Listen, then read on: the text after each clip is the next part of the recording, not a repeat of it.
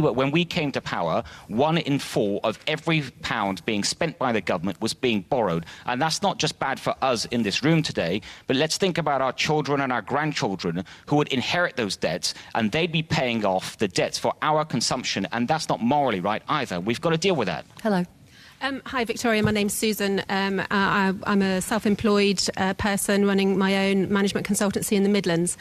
It's interesting that politicians like to persuade the public to think about the economy as running your own household budget, and I think they do that so that we can understand it a bit better. Well, if that's the case, I get really confused when on the one hand we hear about deficit reduction, paying down the debt, and we can't afford to borrow any more money, but then on the other hand we're talking about spending billions on a high-speed rail line, billions on a new airport hub, billions on new electricity centres. Where are all these billions coming from? And actually, why don't we just call them squillions? Because none of us really know how much money that is.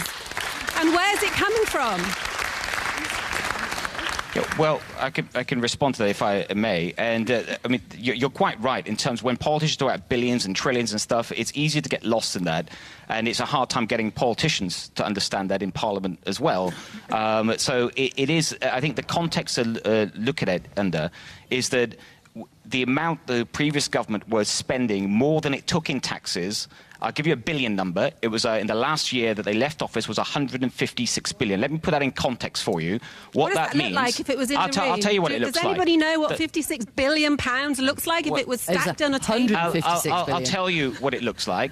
That is the total amount we spend on the NHS is 110 billion. We were borrowing more than we spend on the NHS in a year. We were actually paying 40 billion in interest a day. That's 40 billion a year in interest. That's 120 million a day in interest. Instead of spending that on looking after people and education or the NHS, we're spending it on people that were holding our debt. A lot of that going overseas to the Chinese and others that were buying our bonds. It's a situation that clearly cannot continue, and this government is making the tough decisions to put that right. And Mr. Javed, we hear what you're saying, but it's the education, it's the health, it's the police, it's our public services that you guys are cutting.